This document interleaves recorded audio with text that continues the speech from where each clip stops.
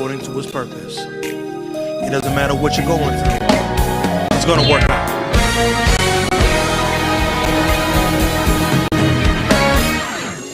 What you're going through doesn't compare to the glory within.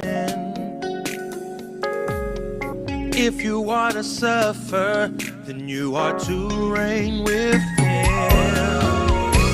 What can separate me from the love of Jesus?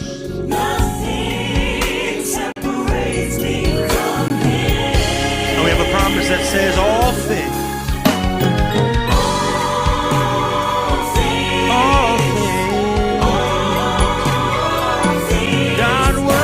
For the good who love him,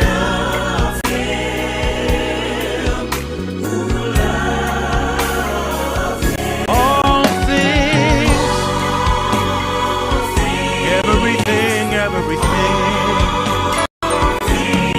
God works for the good of them, and you are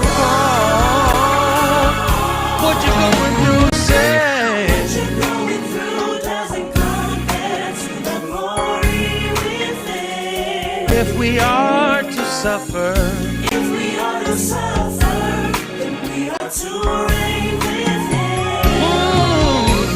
What can separate me from the love of Nothing Jesus? Separates me. Nothing separates me from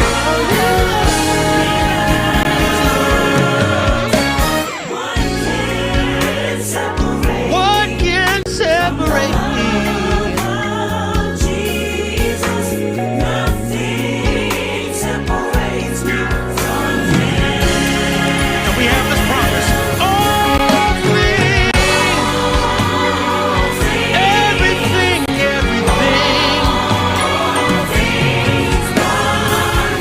God works for the good. Yes, we love him. All things, everything, God works for the good of them who love him. And you are God. And now, let the weak say, let the poor say,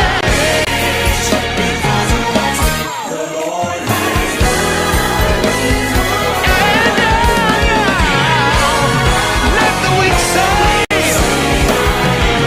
let the poor, because of what he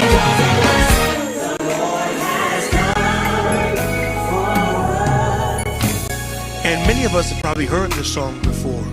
Let the poor say I am rich. Let the weak say I am strong. But I always wondered, when will we actually be strong? When will I actually be rich? And I realized that I could go to God's word, and like God can speak some things into existence that aren't as though they were. So it's time to speak some things into your existence. It's time to speak prosperity. It's time to speak happiness. It's time to prophesy victory. Help me sing this. I've got victory. I shall prosper. No longer shall I be bound. God has made me free. I've got victory.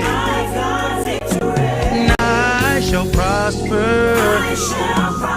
No longer shall I be bound. God has made me free. Come on, let's take it up. Said I've got victory. I shall prosper. No longer shall I be bound. God has made me free. I've got victory. Good evening, and thank you all. Thank you everyone who's tuned in for this much needed conversation. In case you don't know who I am, my name is JT Harrison II. I am the lead pastor of the Collide Church in Strongsville, Ohio. Started a church during the pandemic. Who does that? I don't know. Me. I did it, but we're here. A big special thanks and welcome to my dear friends, my second church home in Wilmington, North Carolina.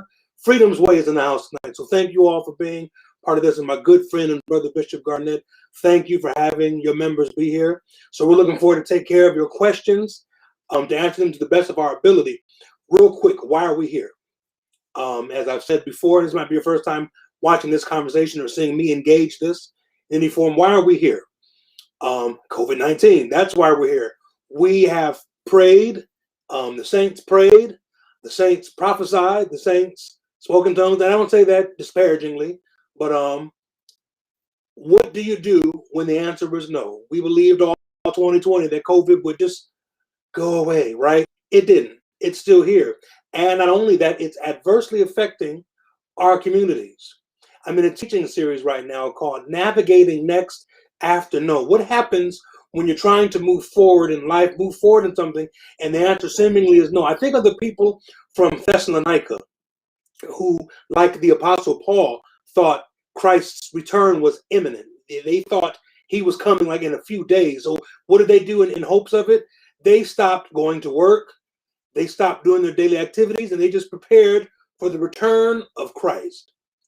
But then people started to die, and time went on, and bills became due, and the people are wondering, well, what's going on? Paul, you said he was coming back really soon, but he's not here yet. And then Paul has to speak to that and address it. The passage we know most famously, well, here's what happens. The dead in Christ shall rise first. He's providing comfort in a space where it seems like God has said no. So we thought he was a healer, and he still is. We thought he was stronger, and he still is. But he hasn't quite dealt with COVID-19 yet the way we thought and or hoped and or prayed that he would. So now what? Now what do we do? This brings us to our conversation, because I want our people, I want you, Freedom's Way, Collide Church, anyone who's watching, I want us to make decisions not based on speculation, not based on rumor or conspiracy theory, but make your decision about how you govern this pandemic, how you govern the vaccine, based on the most accurate data you can have. So we invite you and welcome you tonight to bring your question. This is a question and answer series, town hall forum. So bring your questions, bring the tough questions. We're not running from any questions. We're not running. We ain't scared. All right. So bring all your questions. I'm excited to introduce our panel. So I'll bring them back real quick and we'll get right to it and get your questions rolling even right now. First, we're bringing to the stage my friend Alexandria Rosa. She's a registered nurse, an ICU background, clinical instructor. She does everything. She's a teacher. She's working on her doctorate right now, and she's here to help us and give us perspective on what it's like to be inside the hospital. So, Alex, it's good to have you. Thank you for being here. Thank you so much for having me back again. Next, coming to the stage, my good friend, longtime Baldwin Wallace alumni, Brother Gene Baker. He is Regional Account Director of the U.S. Market Access in Michigan and Indiana. He's from the pharmaceutical company. So you got a question along that, hit him. He knows. And we're going to be honest with you and tell you what we know and or what we may not know. Mm-hmm. Last but not least, another Baldwin Wallace University alumni, Yellow Jackets for Life, my friend and sister, Shanina Knighton. She does it all. She's a KL2 scholar and faculty at Case Western Reserve University. She is a clinical nurse scientist and infection preventionist. So if there's anyone we should talk to on tonight, it is this wonderful woman right here. I'm so glad to have you. Thank you. Thank you. Thank you for having me. And I would actually say that about the other esteemed panelists as well, in terms of our backgrounds and our different perspectives. So thank you, JT, for putting this together. It is my honor. So I'm looking to see if we have any questions yet. I don't know if I've seen any yet, but what we can do is go right here. Let's talk about the skepticism of this vaccine. I've come across so many people who said it was made too quickly. It got here too quickly. There wasn't enough people tested it on. Right. Let's speak to that to get the ball rolling as we wait for the questions to begin pouring in. Thank you. Yeah, I guess I'll start us off there. First to say, that is a very reasonable question, right? And it's a very reasonable concern. And I think it's really important to understand kind of the history that went into very briefly, the science behind the vaccines. Also understand that, we say vaccine, there are a number of vaccines out there and with different technologies behind them. There are 2 vaccines that use the messenger RNA technology, and I'll speak to those because I think it tells a different story. That technology, that science started back in like 1990, professor out of University of Pennsylvania. And really the idea behind it was, hey, if we can send a message to our cells to make other cells, what are the possibilities behind that? You could then program your cells to make, any number of things, any number of cells, including embryonic cells.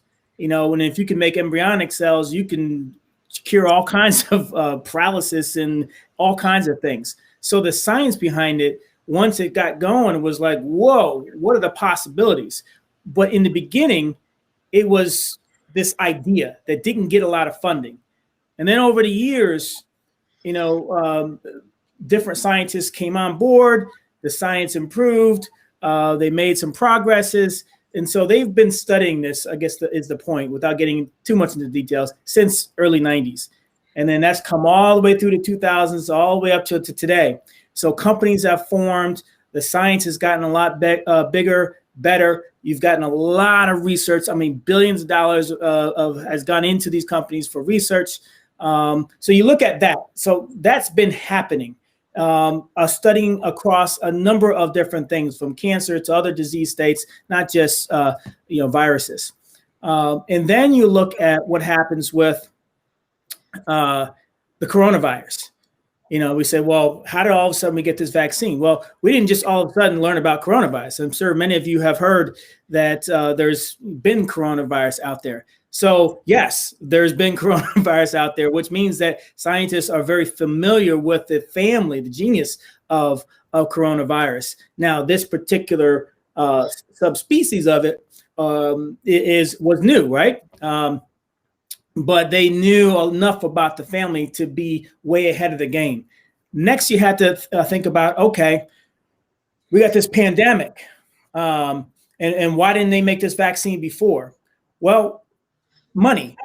It takes a lot, millions of dollars to fund research, and so a lot of companies didn't want to do it. A lot of universities didn't want it. Government didn't want to fund it until you had a pandemic. Oh, all of a sudden, everybody wants to fund it. So all this funds from the government, from all these different private sources came into play to say, okay, yeah, we want to fund this thing.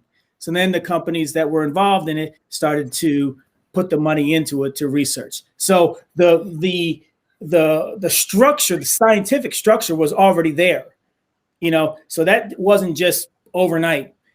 The knowledge base of the coronavirus family was there. They just needed a little bit more to understand this particular variant of the coronavirus. And then the global community came in and shared a lot of insights to help, even further speed that along. And then you had patients, which is another big part of this. Typically, to get through all the different phases of clinical trials, you need patients, you need a lot of funding. And any one of those steps could be a roadblock. All of a sudden, you had all the funding and then all these patients that were able to be enrolled to really spur these clinical trials on. And so with that, then you had these clinical trials that were very open, right? In terms of the data that was being shared. So the transparency of these clinical trials was critical in order for people to accept or trust the results. So I'll stop there, but the overall arching of that is, hey, this science was a long time ago coming, and everything kind of just came together at the right moment with the global community and the factors behind these scientific inventions. So Gene, I'm gonna add on to that because, like, I'll be honest, towards the end, you know, somebody might think you sounding like a conspiracy theorist, like, of, oh, well, how did it just come along kind of thing. And I think, you know, it's important for people to understand that science may not necessarily be on our radar all the time. Coronavirus has been around since the 70s. Even though this pandemic is the first time that everything is shut down as greatly as it has, it's not our first go around with pathogens, okay, and with germs that can potentially harm us. And so many times when people are hearing, well, they already had the vaccine ready, or this seemed like it was already in the makings, and this is all a setup, we have to also remember that when the last SARS was around, when the Middle Eastern virus was around, those are forms of coronavirus. And so they were around previously, and so it just didn't show up, and treatment doesn't just show up. And so I always have to make sure that I mention that, because many think that that is the case, unfortunately. And then too, just piggybacking off of what you said, Gene, with the funding mechanisms, before it would be pharma having to go to the government and saying, this is what I have. This time it was the government going to pharma and saying, this is what we're going to put our research dollars behind, which are our taxpayer dollars. We need to start coming up with some solutions so that way we can try to tame this issue. Yeah, that's a huge thing. Because I was doing a lot of research, just understanding that, you know, the amount of funding needed is massive. So the fact that the government was able to kind of spur that and back that, along with private backers, really enabled this research. And it's not just these two companies. There's many companies around the world that are studying, you know, vaccination. So huge point. Mm-hmm. We have our first question from Hosea Anderson. What do we know thus far, Baptist, early I know, about the length of the immunity once the second vaccine is taken? I'll jump in. Well, in my point of view, or my opinion on that is, to be 100% honest, like, we don't really know, to be honest, because there's just not enough time. Like, we haven't been able to track this, right, for enough time to know what the long-term effects of the vaccine are going to be, and how our immune systems are going to hold up, and how it's going to be reactive to all of these mutations that are going on. And so, in 100% transparency, we do not know. But what we do know is that if we can get more people vaccinated, and we can cut down on the transmission rate with people washing their hands and social distancing and wearing their masks, the less likely we are to have more mutations and having to deal with all these other external things that are going to be pushing back our timeline with what we already have going on with this emergent situation we have right now, which we don't need all these other mutations, right, adding on top of it. We just need to get vaccinated, you can, and wear your mask, social distance, and just keep doing those things for right now to slow the spread down. Because honestly, we don't know what how long this is going to last. And as far as tracking reactions to the vaccine so far, you know, the CDC has their own app and website that you can go to, and they're keeping track of information. They want you to report it if you're having a legit reaction to it or having some effects from the vaccination. They really don't want you just to go on Facebook and complain about it. Like, we need to track these things in a healthcare type situation, in a setting. So, you know, if you're really having reactions or concerns, you need to check out reliable scientific websites and resources to get your information and to report. And as far as I saw another question about why do we need to get a second vaccination? Why only one and done? And it's like a lot of our other vaccines, right? We have to get boosters every so often because our immune system kind of drops after a while. So you do need to get that second dose. So you get, with a lot of the ones that are out right now, you have to get your first dose, which introduces your body and gets those antibodies start to work. And then you need to get that second dose to really make sure that your body's going to keep producing those antibodies. So it's just important to stay up to date with those, just like all of our regular booster shots and immunizations that we get. Same thing with this. So the other piece of it that I want to add on to, with the question about immunity, I think realistically, we all have to think about the timeline here of when COVID-19 was first announced. And like, let's be realistic, like the cases in Seattle or in Washington, the state of Washington, was around the end of February. And then actually it was the second week of February, because you had the first death that occurred, which was on February 29th of 2020. So then when you look back at when we actually started to administer the vaccines itself, and I'm not talking about administering the vaccines, I'm actually talking about going through trials. Even with the individuals that was in trials, you know, it measured efficacy. So did the vaccine work? Did it produce antibodies? But we have to understand here that we're still about a year and a little bit of change from the time that some of these, actually it's less than that. Like we're still, like I'm talking about maybe like 8 months, if anything, from the time that a trial started. And so many are expecting this vaccine to have like the same, they're expecting, I would say, information like we have on chickenpox, where we know the chickenpox vaccine is going to work and it's going to protect you for X amount of years.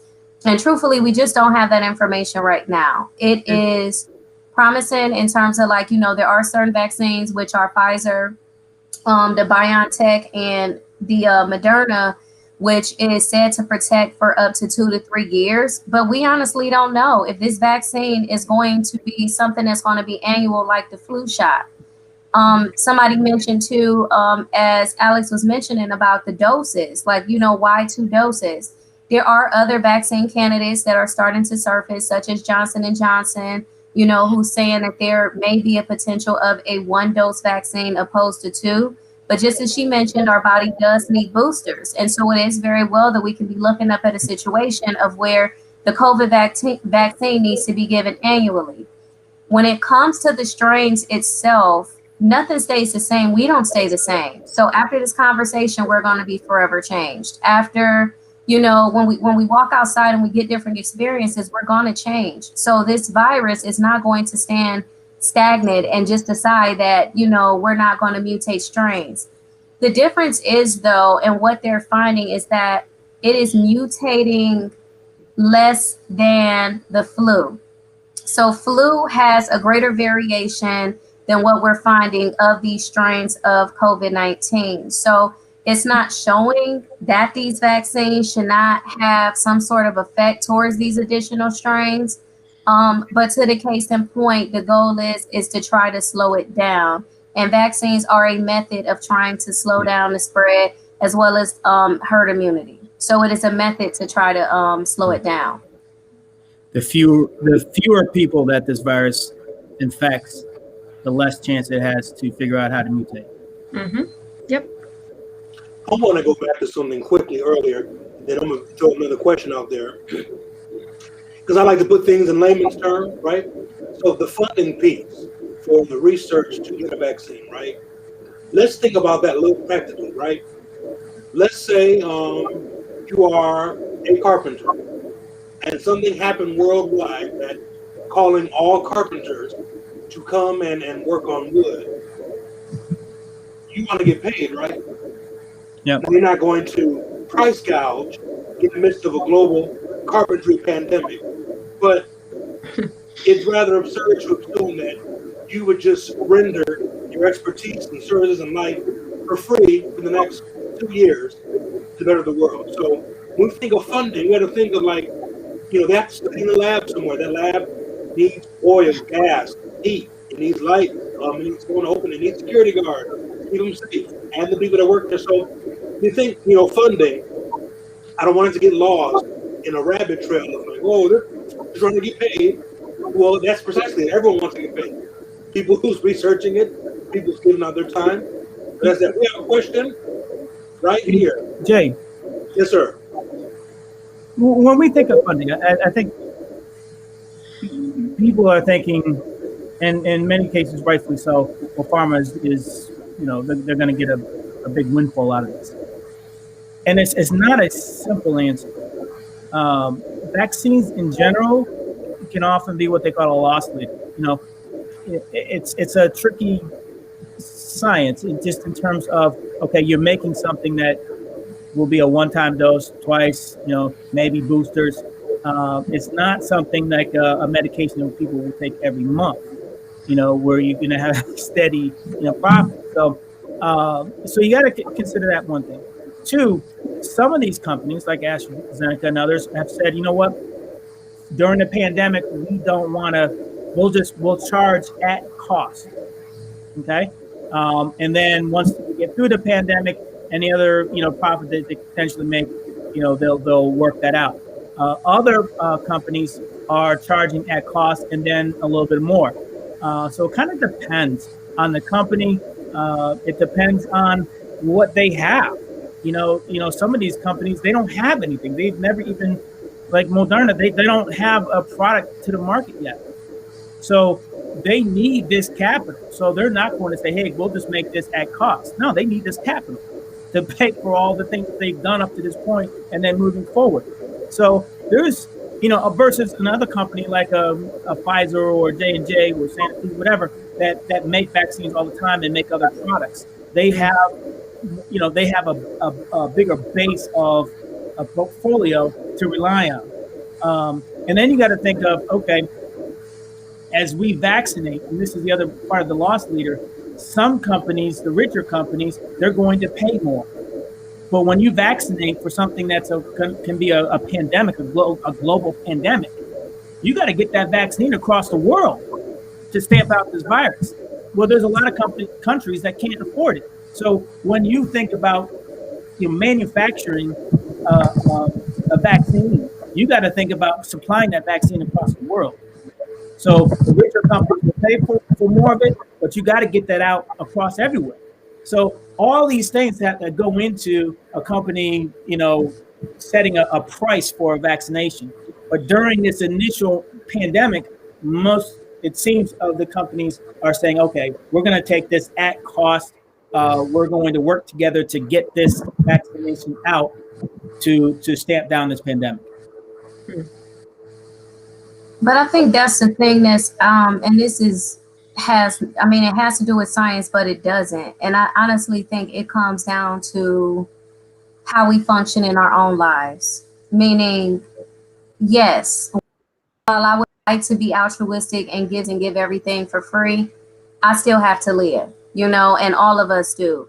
And I think that right now, like some of the questions, that are posed when it comes to like the financial situation of things, at the end of the day, these are still the same pharmaceutical companies that have been making blood pressure medicines, that have been making diabetes medications, all kinds of things for chronic conditions. And it is very interesting to me that, yes, while there is concern over this particular vaccine, those medications are often not questioned. Like individuals take them because they know that they're going to need them in order to be able to get better from some sort of chronic condition.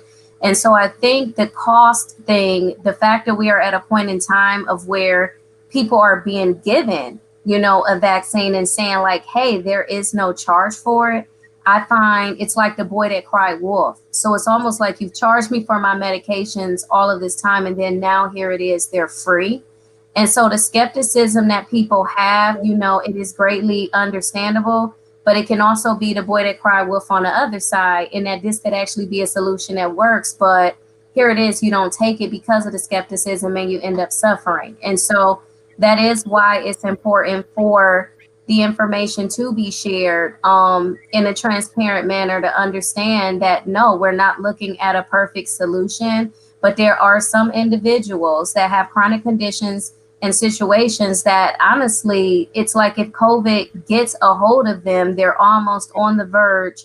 It's like a ticking time bomb, or their risk is higher, in verge of having complications and death because of their comorbid conditions, and working along with COVID, you know. So I think that's something that people should also think about is, am I healthy enough to not take it? And I think when we're talking about health, what goes into that equation? And to be honest with you, we've seen the statistics even before COVID has come up. We know that we're overweight. We know that the majority of Americans have multiple chronic conditions. We have a lot of things that just honestly don't make us as healthy as other countries. There's food ingredients that are banned in other countries that are not banned here, and that are also contributing. I'm not going to say that can be contributing, but are also contributing to our problems. And so I really think that as we're investigating, let's say, ingredients and ways of trying to say maybe this isn't a good fit for me, is we really have to think about what are we doing for ourselves and hold ourselves accountable, you know, for our own health, and not just thinking about this vaccine as being that mighty moment of where we want to be accountable and in charge of our health. Thank you for that. So I'm excited to announce, guys, we had a special guest here. I met Dr. Deborah Farrell-Holden a couple of weeks ago. We were on the live. She was doing her thing. I was all in. I was leading the charge with questions. We connected afterwards, and I said, "Sis, if you could please come on and be another voice." And she's here, and I'm just like, oh my goodness. She is the Associate Dean for Public Health, Integration and Director of the Flint Center for Health Equity Solutions, funded by the National Institute on Minority Health and Health Disparities. Major person in the room. I mean, we're all major. We just got majorer, right? So this is Dr. Deborah Farrell-Holden. Thank you for being here. Thank you. Thanks. I'm going to catch up just by listening. I'm going to catch up on the conversation. I just ended another talk, so I wouldn't resist the chance to join. I really appreciate the work that everybody's doing to be trusted, credible messengers in this season. So, Yeah. Thank you. We're going to get to it. We got another question. Well, you could I tack on to the last comments, just in terms of our own health. I was speaking to someone the other day about COVID and what was going on, and what should we be worried about? And I said, well, one thing you got to understand as well is, as African Americans, just in Michigan, we're about 15% of the population, but we're 40% of the you know. So if you're worried about some conspiracy to stamp out the African American community, what's going on right now? And then, so it's almost like our community got hit by an earthquake, and the tsunami is about to come. Because now you got an even more virulent or easily transmittable, virus on the horizon and being spread. That's going to very easily spread through our communities. So what we're doing today and really helping people understand, and you in the audience, please understand all the facts behind this, because our communities are already being devastated. And if we don't get a stamp on this and really slow this down in our communities, this is going to be even worse. And JC, I think we addressed the question that's up there already, about the news and the different strains, and just the fact that, yeah. Here we go. We're catching up now.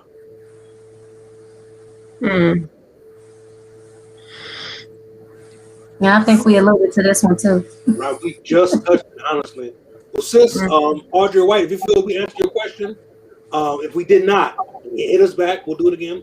We'll keep moving. This one comes from Torianne Hart. Has a vaccine ever been produced this quickly? I'm finding that this is the real place of contention for most. We kind of touched on this, but let's touch it again. Can we hit that last question? Just, there's a part of that I think that we might be missing. Because I have heard this in the community, where people that have or immune disorders, they're concerned about, should I take a vaccine? So can we address that a little bit? Are there certain populations that should have specific conversations with their clinician, with their doctor, or that should not take the vaccine? So I got a question, Jane, before we even get into that, since we have Dr. Farrell-Holden on the line. I personally would like your perspective about something that I find is interesting. So the CDC and the World Health Organization both take a different stand on both the Moderna and Pfizer vaccine being safe for pregnant women. And so I'm finding that a lot of individuals that come to me, some of them may be following the CDC, which of course is United States driven, where we have others that are following the World Health Organization standards, which are saying it's not safe for pregnant women. And so I know for me, my thing is if there's something that is saying no, even if CDC is saying yes, I'm still telling individuals or patients that I may interact with that as of right now, I don't think it's safe for pregnant women, because I'll be honest, ethically, I would feel bad not knowing that it hasn't really been tested on that population, giving the ethics around the sensitivity of it being a vulnerable population. So what are your thoughts on that? So I'm always going to lean to what the best science tells us, and I want to be really clear. I'm a PhD level epidemiologist. If I was a medical doctor, I would not give medical advice to somebody who wasn't my patient. And any credible medical doctor will not give medical advice to people that they're not treating and that they don't know and have under their care. What we can give is good medical information. This is a timely question for me because I just found out about a month ago that I'm going to be a grandmother. I have a I know, right? I have a 23-year-old daughter who is just finishing her first trimester of pregnancy. So we're literally dealing with this issue at a place that hits so close to home for me. My baby, my firstborn, is about to have a baby. So I got a lot of dog in the fight on, is this thing safe for pregnant women, and getting good information. So what I know is this. The trusted source for obstetrics and gynecology is the American College of Gynecology, organization called ACOG. My Aunt Vicky used to work for ACOG in DC, so I used to hang out there with her on Saturdays. She worked every other Saturday, and I used to hang out in the ACOG office and read the pamphlets. ACOG has said it is safe for pregnant and lactating women, and that they recommend that when women who are pregnant or lactating, when their priority group comes up, that they be offered the opportunity to get the vaccine. Okay, so that's what Pfizer? Do they speak to Pfizer or Moderna, understanding that like their trials might have been a little bit different and their population? So the participants that participated might have been different. Like, do they speak to that? Because I'm even finding too that there are women that would actually like to see what that looks like. So they don't even. It's like they want to see the science, but they also want to see the trials. Yeah. And so I'm giving you my Dr. Deborah Verholden answer, and then I'm gonna give you the Grandma Debbie, real human being making decisions on the ground floor answer. So what we've requested is that ACOG do a review of the clinical trials data in pregnant women. We've got lots of specialty populations, especially that affect African Americans. I work very closely with the president of the National Medical Association, which is the Association for Black Doctors, oldest, longest standing organization of Black doctors, representing the collective voice of about 60,000 physicians in the country, African-American physicians. So ACOG says it's okay when their number comes up, they should be offered. That wasn't quite enough for me. I haven't seen the clinical trials data specifically as it relates to pregnant women. So now we're faced with the decision in our own family. It wasn't enough. It wasn't compelling enough for me. And do I trust ACOG and their recommendations? Of course. They're giving the best recommendation that they can based on the data that they have and what they know. I don't believe they're in some conspiracy to euthanize pregnant women or whatever. So I believe that. As a family, we made the decision, and my daughter made the decision. She was working as a patient advocate in a hospital at the time. When she found out she was pregnant, she was offered the chance to take the vaccine. She opted not to take it, and she resigned the position because she decided she didn't want to work in a healthcare facility where she had excess risk to COVID. We as a family decided that we weren't comfortable because if in 2 or 3 years we find out, in fact, there was some side effect, we don't want to learn that lesson at the expense of this soon to be new addition to our family. So the decision that we made was that all of us would get vaccinated, and we would continue to honor the protocols to build a hedge of protection around her. So my other two kids are both in college. They both have been offered because their number has come up. I am connected to a healthcare system. So I came up in category 1A. I've had my first dose. I get my second dose on February 11th. And her two younger siblings are both getting vaccinated on next week, this coming week. So, if I trust the CDC, if I trust what ACOG says, it doesn't matter Pfizer or Moderna. They're saying it's safe for pregnant women.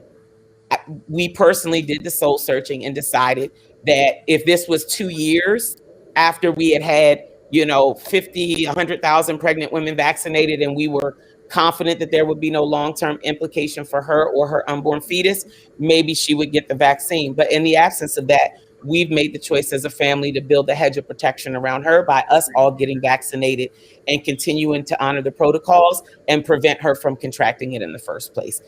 So that's the Dr. Deborah Verhoeven answer. And then that's the legit family member, well-informed, dealing with and having had to have made the decision. That's great. Thank you for that. Yeah. So let's throw the next one up here. Has a vaccine ever been produced this quickly? I'm finding that this is a real place of contention for most. And the answer to that is no. It hasn't been produced this quickly, but also we're in a very unique situation. And then, as I spoke to before, there's a number of factors that came into play that enabled this to happen. So, how this happened was very unique. So I don't think we can apply what happened before to today. There's a lot of things that happened from the research that happened starting early 90s to a pandemic, to funding from the government and private and everybody funding this thing. There's a lot of things that happened to our knowledge of the coronavirus versus some unknown, totally, unknown virus, So a lot of things came into play all at once that really, enabled this to happen. So it was nearly a miracle that it would happen like this. But if you piece everything together, you can explain and understand that, okay, well, that makes sense. A number of things lined up and happened all at once. And here we are today, with a vaccine. Can I say something else about that, though? Because there is one critical piece of this that's a little bit different, which is that mRNA vaccines specifically, messenger RNA vaccines specifically, have been under development for 2 decades. You can produce an mRNA vaccine, a candidate, in 1 to 2 weeks. Once you have the genetic code for the virus that you're building the vaccine for, you can actually build a candidate vaccine within 1 to 2 weeks. Now, the process of the actual clinical trial was accelerated, but no steps were skipped. If I'm just going with the data that is, available from the FDA, with the Data Safety and Monitoring Board, who has to sign off on this before it could get its emergency use authorization, no step was skipped. But because we are in a pandemic, we move through the phases much faster. The only thing that we're losing, not that it was skipped, but the only thing that we're losing is if you were to test the vaccine for phase 3 on 50,000 people, that would be happening typically over the course of about 2 years. Well, in this case, it happened over the course of several months. So if there is some unexpected longer term impact, we are only going to be finding out about. Time will be the only way for us to tell that. But people should know that now that mRNA vaccines, they were already on the cusp of being a new standard. And now that standard has been utilized for the development of COVID vaccines, we're going to see a lot of candidate vaccines for different viruses come to market a lot quicker than we've ever seen in the past. Because once you get the genetic code to make a candidate vaccine, it's like you got the code, you just put it on the genetic photocopier and you can make a candidate vaccine. So this is going to be the new norm for us. I think, to put it in somewhat of layman's terms, as we talk about messenger ribonucleic acid medical flex. As we talk about messenger RNA, the best way I understood it, you all correct me if I'm wrong, it was as if, and you all know I love to travel. That's my love language. I go to Europe, Sweden every year, except for 2020, of course. But they say, JT, send me your passport. We need your passport.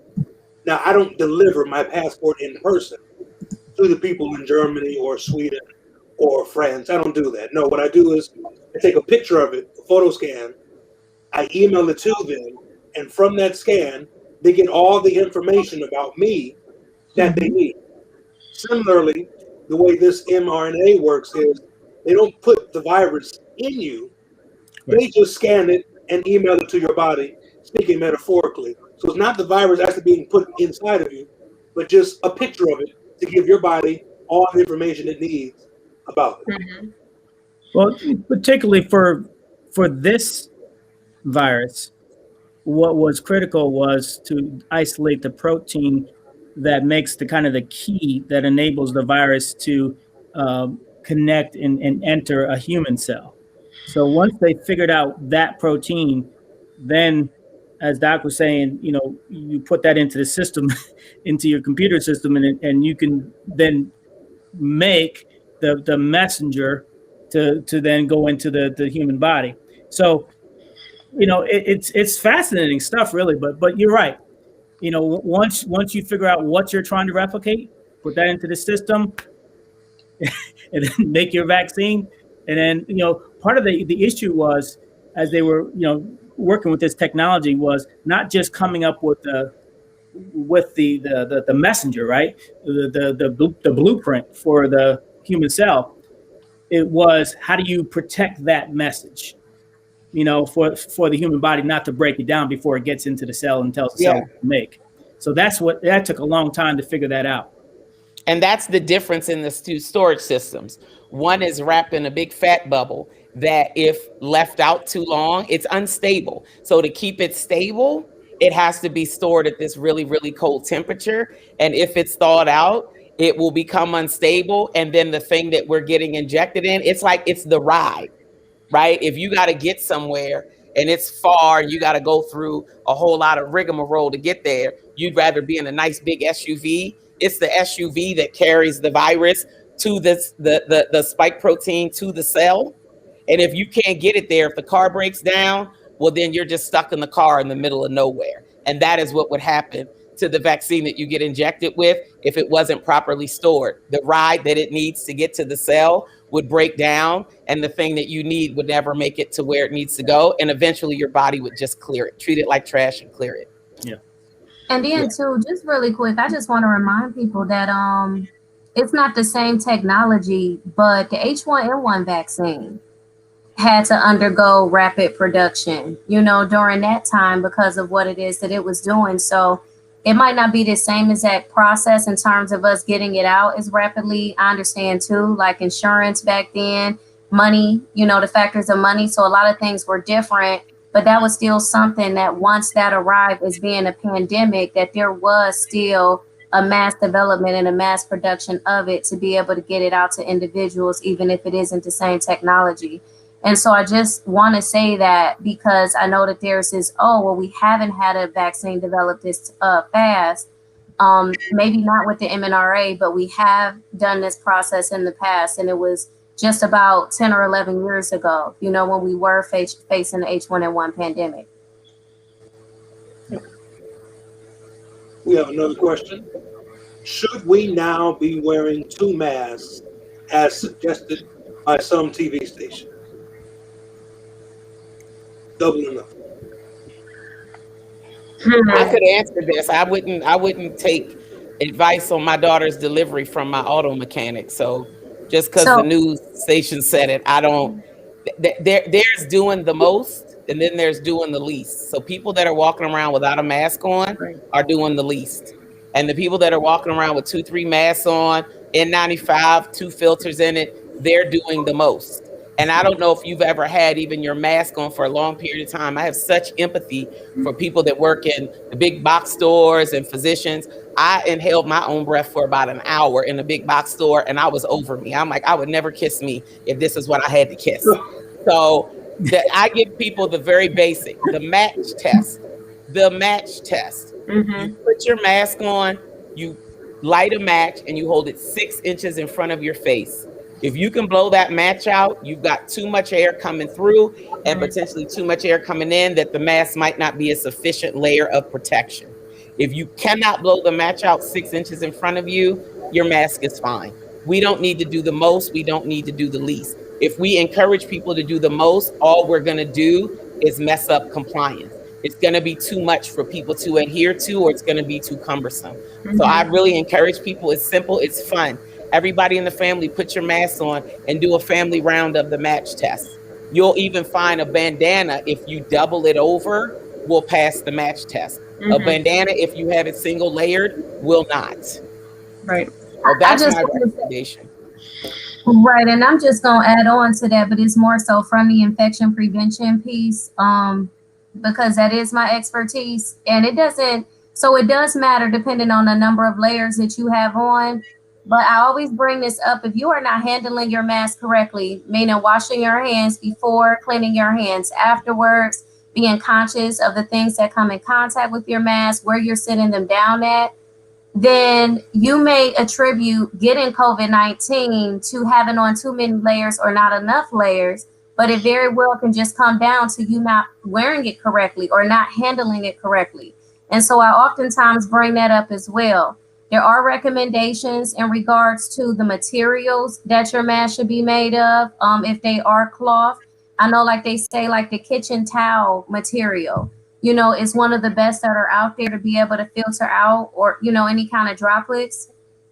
So there are a lot of different ones that are out there. I would just also caution individuals as well to make sure that they don't have such thick materials to where you are self-suffocating. And so that is where the dangers of this come to me at, of where, it is being recommended 2-3 layers at a time, because I've seen individuals and it's like, how are you breathing through that? And I know that it's not breathable material. And so it comes a fine balance of what's safe versus what's not. Like, I know a lot of healthcare facilities, even ones that I'm doing research at, we actually offer everyone a surgical mask because we can't guarantee if someone's cloth mask is going to be safe enough or not safe.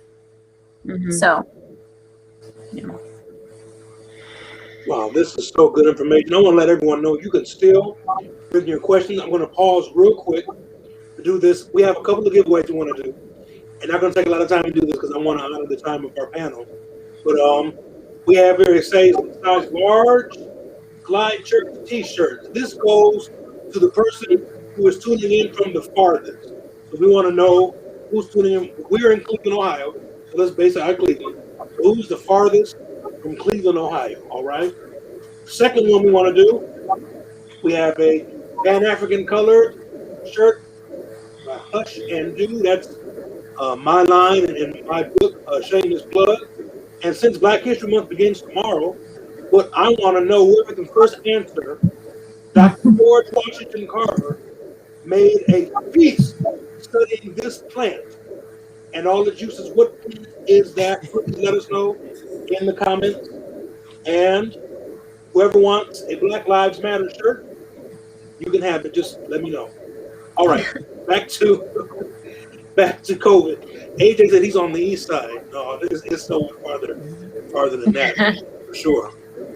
I always want to ask this question and bring this light to the room. Alex, you being a registered nurse and being in the ICU, what are you seeing?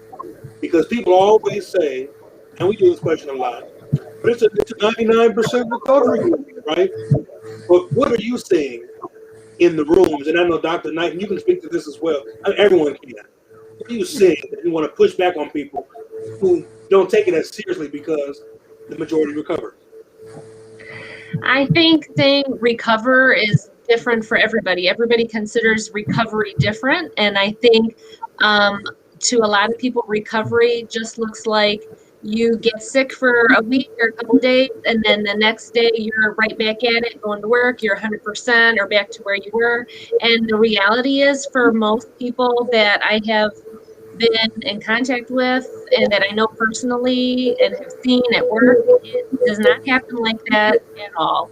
The long-term effects in the recovery process, I mean, I feel like so many people are still recovering. Like, people that have just gone back to be 100% or where they were before, it's not there. There's just so many lingering effects, if it's like a respiratory breathing, or if it's brain fogginess, or if it's like the lethargy, and you just can't get yourself back to where you were before. And a lot of it is a lot of emotional issues that people are having. And even sometimes I think there's like a stigma associated with saying, oh, I've got COVID, or, I tested positive, and people are afraid to admit that or want to go get a test and are kind of living in a denial type bubble and are doing more harm to others. And it's real. I've seen so many patients in the hospital that they're relatively young, they're late 20s and 30s, and they're on ventilators and they're on dialysis, and that's not the norm. And it's not the norm to have 5 or 6 patients in an ICU that are all intubated, that today's the day that we've decided they're not going to get better and we're going to take their breathing tube out and they're all going to die in the same day within hours of each other. Like, that's not the reality. That's not the norm of what happens in an ICU, but that's becoming the norm now because of COVID. And it's just to all of us, like we've been saying this whole time and how we said last time, it's up to all of us. We have to do what we know we need to do. We need to wear a mask, we need to socially distance, we need to try to get our vaccine if we can, and to protect others. Just like Dr. Holden was saying, we have to protect others around us if they're not able to. We have to look out all for each other. And it's very serious, and it's serious on the patients, and it's serious for the healthcare workers, and the emotional stress and the stress that you already have from your family that you're bringing into the hospital, right? Because even though we're all healthcare workers, we're all still moms, dads, grandmas, grandpas. We are normal people, and we have our own life situations, and then we're having to deal with that, and then deal with all the emotions of doing our work of care, right? Of caring for others that are there in the hospital. And it's very emotionally draining. And that's a whole nother subset of issues and lingering effects that are happening because of this pandemic. And Alex, you bring it up so greatly, because I actually have experienced that personally and have even had that with friends, that are nurses, to where we work in healthcare, taking care of other people, during this time. And the minute that your loved ones get sick, you can't even go in and be with them and can't even take care of them. And you know how strained the healthcare system is right now. And I think that's been like the message that I've been trying to articulate to so many, is that it's, oh, well, why we got these lockdowns and why we have to do this. And it's such selfishness. But many really don't realize, like, it's over 330 million people in the United States, and our healthcare system has a total of about 1 million beds, and we don't have that many ICU beds. And so we're talking about a place of where we already have individuals with cancer. There's the surgical population. I can go on and on and on about how many chronic conditions and the capacity that those beds were already filled prior to COVID. So then you add COVID on top of that, and you say to yourself, whether it's COVID related or not, can you get the adequate care that you need if you all are straining the healthcare system? And I think that is the message that I'm constantly trying to preach to others, when it's, oh, well, why we got to do this and why we got to do that. And it's just this collective thing of, if you need the healthcare system, can you adequately get the care that you need? It's like you want people to think about you in which the way that you would want them to think about you if you needed to get care. And I think that is the thing that is often missing, is we forget that our system is strained. We're forgetting that these are human beings, as Alex alluded to, are taking care of other people. And I'm telling you, it has been so stressful and just painful to just watch care being given, or, knowing that here it is, you need to be there with your loved ones. And so that is what I want to stress to people, is that when you're thinking about this vaccine, and Dr. Holden mentioned it when she said we ended up getting vaccinated to protect her because this is what we know. This is what we don't know right now, when it's a decision that we made for our family, is individuals thinking about who depends on me. So who depends on you, and who do you depend on, and how does that change your viewpoint as to whether or not you should get vaccinated? Like, you have to weigh if the risk is bigger than the reward, or vice versa, but not just for yourself and for your health, but it's for those that are around you. Because there are a lot of individuals, and when we talk about minority communities, we have like those multi-generational households. So it's the small kids that's living there that's, you know, potentially can go back to school and transfer at home. And maybe mom, middle age, can make it, but maybe grandma or grandpa that live there won't. And so how do you protect your family unit? Because it's not just about you as an individual. And I think that is what we need to think about collectively. Dr. Knight, can I just add something to that? And I done looked you up. You a bad sister. And I love the nurses, because y'all know that is the real front line. So I just appreciate you for all of your work. And likewise. As an epidemiologist, I'll tell you, people often say things like, I'm gonna just wait for herd immunity. And it kind of breaks my heart a little bit, because people got the concept of herd immunity a little off, and I fully understand where that comes from. But I want to just say a couple of comments related to what you said. The idea and the goal of herd immunity is not that people develop immunity through infection. That's not the goal, because that's not the goal of public health. And you can get to herd immunity by having some significant proportion of the population, it varies by disease, who has immunity. And you get immunity either through vaccination or through natural infection and recovery. Notice I said and recovery, because what happens to the people who don't recover and they die, well, then our denominator changes. And that is not the goal. Public health's goal is to not have people die. The goal with herd immunity is to prevent people from getting sick in the first place. That's number one. Number two, because there's so many people who will not even be eligible, infants, toddlers, depending on which vaccine we're talking about, people who are under 16 or under 18, people with certain immune disorders or certain illnesses, there will be a number of people who will not be eligible. So I go back to my thoughts about my own daughter. We chose to get vaccinated to build that wall of protection around her. So for people who are eligible, and I don't tell people to take the vaccine.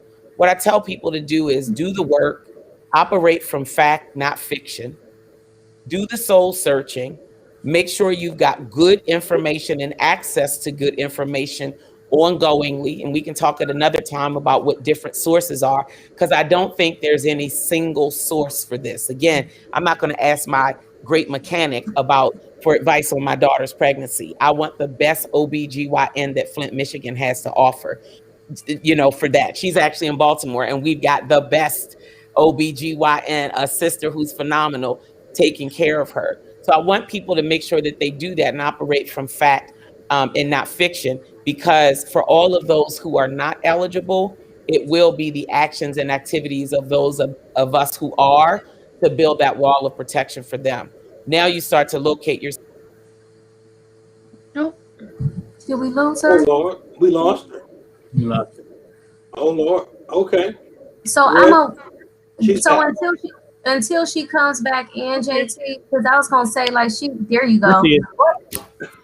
That's that bad Wi-Fi. Sorry about That's that. all right. Y'all got the point. Y'all got the point. Yeah, and you finished off because I was listening to you. You said until we.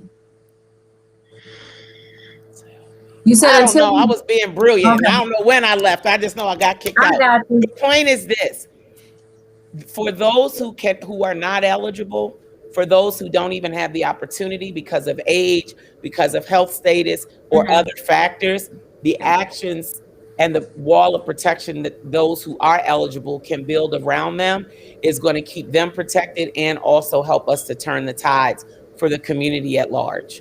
So I just ask people to consider that. To thine own self be true, but also factor that into that decision-making process. You will provide protection for your pregnant daughter, or for your little sister, or to your niece, or to your nephew, or to your uncle who has HIV or something else where he might not be eligible, or somebody who's actively going through chemotherapy. There are things that you can do that are not just protecting you, but also protecting those around you and your community. And just really quick too, because I think this, like, it's interesting because I know we're having these conversations, but you brought it up, and it's the fact that everyone won't be eligible and everybody won't have access. And so even conversations, as well as, things that are coming up now, is a conversation around equity. And so there are certain areas right now that even though minorities are at higher risk, they're not even being offered the vaccine, whereas we're facing these same issues, back in the day with the HIV/AIDS pandemic, of just having access, to care and other things that we need. And I'm bringing that up to say that we don't talk about the fact that we're not just looking at 2021, like making it through 2021. This thing may still be getting distributed into 2022. We're still not addressing the fact that there are individuals who don't have transportation, who may not have resources, that want to get vaccinated, but will know that they can get to that first dose, but may not be able to get to that second. There's individuals, which will be a catastrophe, by the way. Exactly. And if you don't already get that second dose in the right time window, the effectiveness goes all the way down, and you basically would have to start over. It's zero. And I'll be honest. So as an instructor, I'm a clinical instructor. And so that's what my students are doing this semester. So we're working with the city of Cleveland to administer vaccines. And so that is my number one concern that I have right now, is as you're giving, because we're actually moving into the 1B group right now. So before it was like the 80 and up. And so just to think that literally when you're talking to these individuals and your mind as a nurse is saying, how can I get this man here, within that 21 to 28 day window to be able to get this vaccine, get this second dose. And so I just want to bring that up to individuals, because oftentimes we don't check our privilege. So we may talk about what we're getting, we may talk about what we ain't getting because we have the power of choice. But there are individuals that don't have a choice but to take the vaccine, and there are individuals that don't have access to the vaccine. And so I just encourage us to think about what those barriers are. And instead of thinking about what it is we have access to and the ability of choice, how can we provide that choice as well as access to others? And I think that that's something, that many people tend to ignore. And so if we think about that from that perspective, and we alluded to it even within our circles of our family, who is around you in terms of your neighbors that that they can't get to where they need to get to, get down to go get the vaccine. So I have a 93-year-old neighbor next door. Are you going to go get vaccinated? If so, how are you going to get there transportation wise? I need to check on you when you get it. So make sure you call me so I can make sure you don't have any symptoms, or anything that I need to check on you about. And so I just encourage everyone that, yes, even if right now you're saying to yourself, like, I'm not getting ready to do it, when it becomes eligible for my kids, they're not going to do it. Think about those that actually do want it, and how can you help to protect them? Because that's the thing. We are in a situation right now, and Alex said this at the beginning, we don't know potentially what the long-term effects are. We just know the damage that it's doing right now. So if we know the damage that it's doing right now, how can we start to mitigate some of that damage? And so if sometimes you can't be that voice to say, I'm going to go get it, and you be an advocate for it, then the best thing is to just, what they say, if you ain't got nothing good to say, then don't say nothing at all. I know that that's what my parents used to say. I oftentimes am conscious about what it is I'm saying, because I realize that decision, whether I am qualified or not, carries a lot of weight for an individual that may not have any access to healthcare, that don't know the difference between a PhD and an MD. So I just encourage us to just kind of think about that. And I'm not just talking about the panel, but I'm talking about, even our listeners today, as we're thinking about our decisions and what we're going to make in regards to taking it and encouraging others around us. Yeah, that's so good. And it makes me think of a bit of, and then we'll wrap up, because we're at past 6 now. A bit of social responsibility, right? Now, what I'm going to say, this is not to condemn church or anything, but again, this whole premise of we prayed and we fasted and we believed and we COVID out blow on you, and he's still here. And so, in the faith perspective, I've always wondered, well, God, if God says seemingly no to something else, it's because more than likely He wants to promote something else. So the point that Dr. Knighton made about her next door neighbor is 93 years old. For years, I would leave my house here in Strongsville, Ohio, and drive 40 miles, 40 minutes, 45 minutes, even an hour sometimes, to go have church and share Jesus with people far away. Meanwhile, don't even know my next door neighbor's name, right? So what if part of this, or here's another example, you go to a church when we could, right? Parking lots are full of cars, but the fact that a church has a church van, what's the church van for? To go pick people up to church. There's a parking lot full of cars, but the church has to get a van. Why aren't we taking up the mantle of responsibility? Hey, I'm going to pick you up. I'm going to do this, right? And I know there's so many things that go into that. But what if, in the big picture, that maybe he said no to COVID because he wants us to get back to a place of where we lovingly care for another, as we aspire to in the New Testament church. That's what they did. What if he's pushing us to get back to a place of being selfless, to looking out for your neighbor, to leaving the corners of your field unharvested so that someone can eat? Huh? So I'm not just, I had to throw that in there because that kind of served my soul. Yeah. No, absolutely. I would go ahead, Doug. If you're gonna give us our 30 seconds to wrap up, I'll take my 30 seconds now, and I'll tell you a quick story. When my son was in the 8th grade, his grades had started to slip, and he said he wanted a game system and a TV in his room. And I said, well, you get straight A's and you can have the game system and TV in your room. And I went and I bought the flat screen and I bought the game system and I left it in the living room. Now, this is a kid that we had jokingly started calling C's and D's, because that's what his report card looked like prior to this semester. And I didn't sit down. I didn't spend more time with him. I didn't hire him a tutor. I didn't go tell his teachers what was going on. And that kid brought straight A's home. I still to this day don't know what he did. All I know is when what mattered to him, when I linked that to the outcome that I said I wanted and put the two together, he miraculously figured it out. This issue around equity, we often talk about and place all of that responsibility on ourselves, because social responsibility is not a trivial thing. The government should have mandated equity with COVID testing. They should have told the states your doses will be hinged upon making sure it's distributed and administered, i.e. put in the arms of people fairly and equitably. And all these issues around transportation and all of the barriers people face, if states did not hit the equity marker and as a result they got less doses, just like my son, I bet you they would have figured it out. We missed the mark from a policy perspective.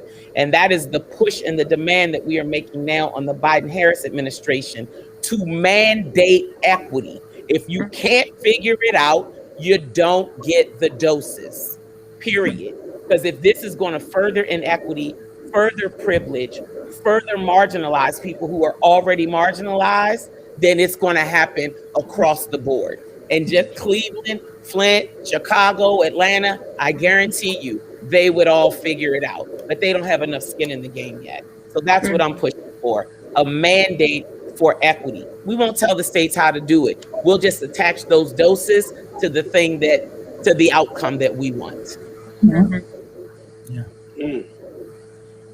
I think from my perspective, the reason why I'm even participating in things like this is I think that we do have a social responsibility.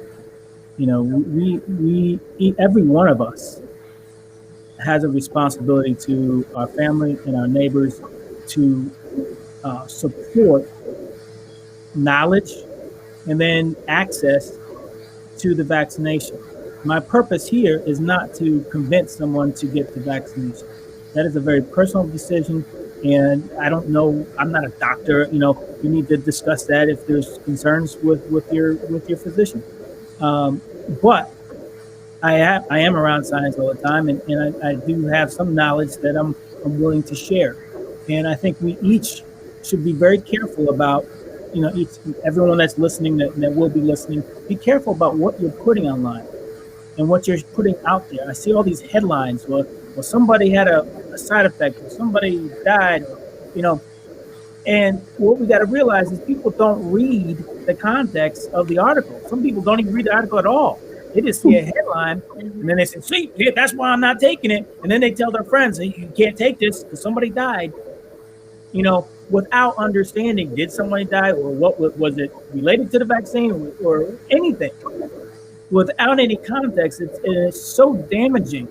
And in my view, it's damaging to the point where if someone who doesn't know is making a decision on things they don't know enough to make a decision about, that decision could end up killing them.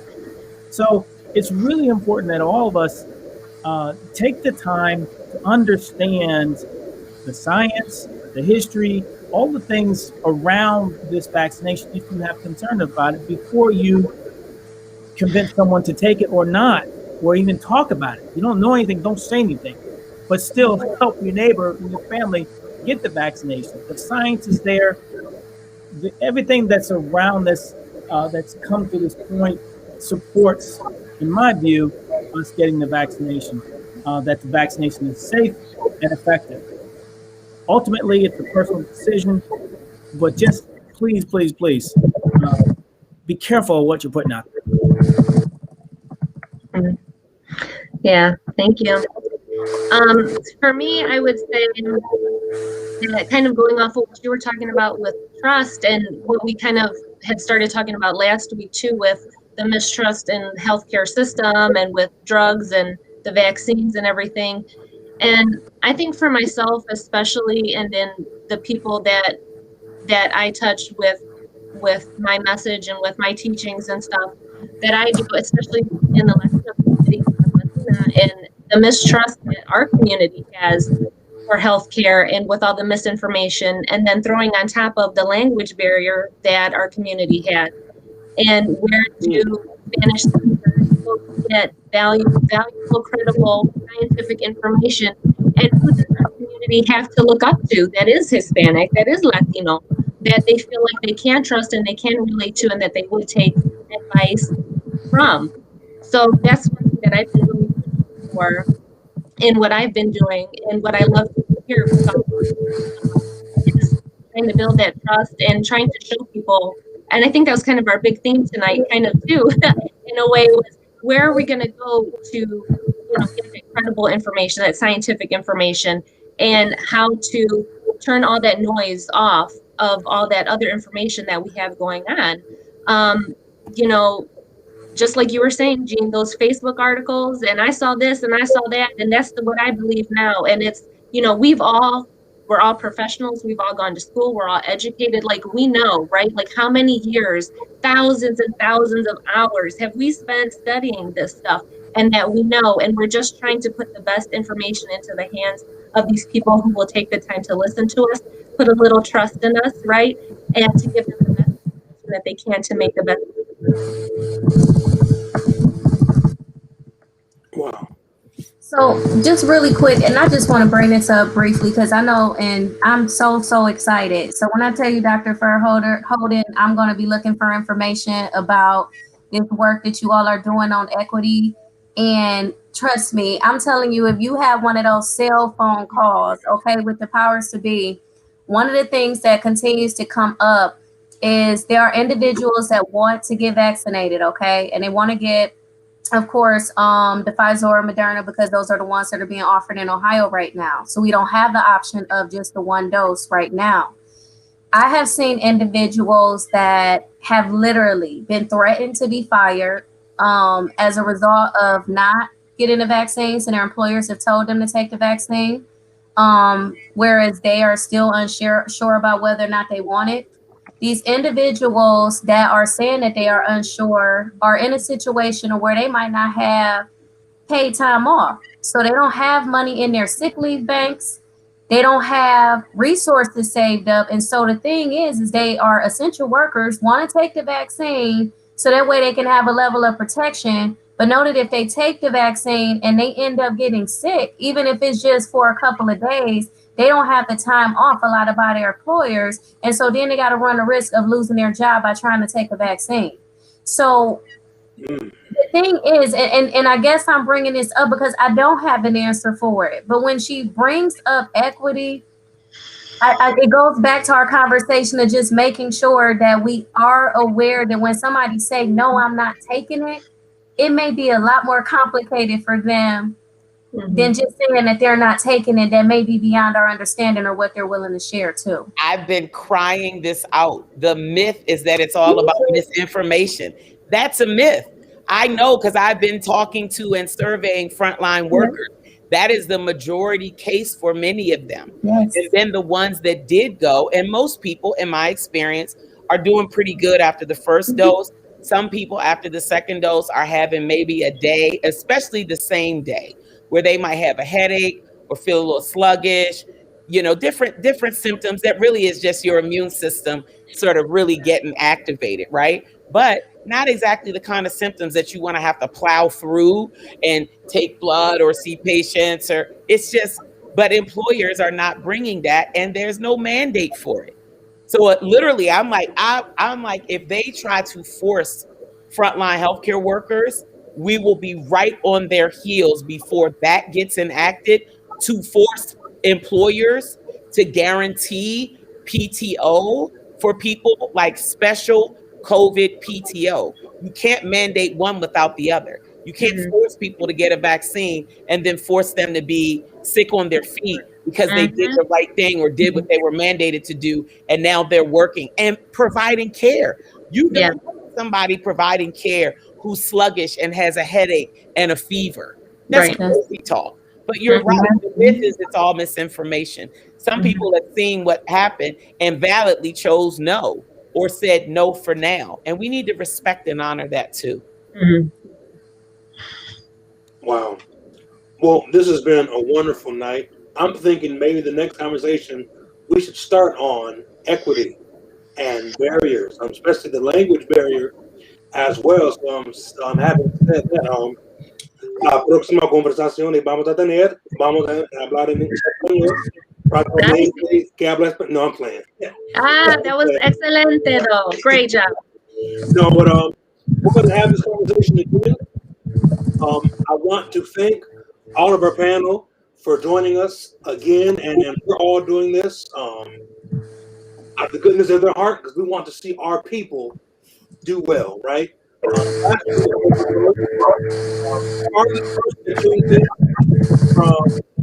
Urchin's Beach, Sweden, we'll be sending you a shirt. She tuned all the way in from northern Sweden. I think it was Hosea Anderson that got the question right about George Washington Carver. It was the peanut. And my last question would be, I want someone to name me as we wrap up or send me the message, the African American doctor who was credited having the first open heart surgery. Let me know that, and we will send you this T-shirt. Again, thank you to everyone who tuned in again to the wonderful panel, Dr. Shanina, Dr. Holden, Dr. Alex, because you're about to be Dicky Baker, my man, and I'm, of course, yours truly, JT Harrison, the lead pastor of the Collide Church. We thank you so much. You all have a wonderful, wonderful evening, and we'll get back to you. We'll get on it really soon, all right? Thank you. All right, you have a good night.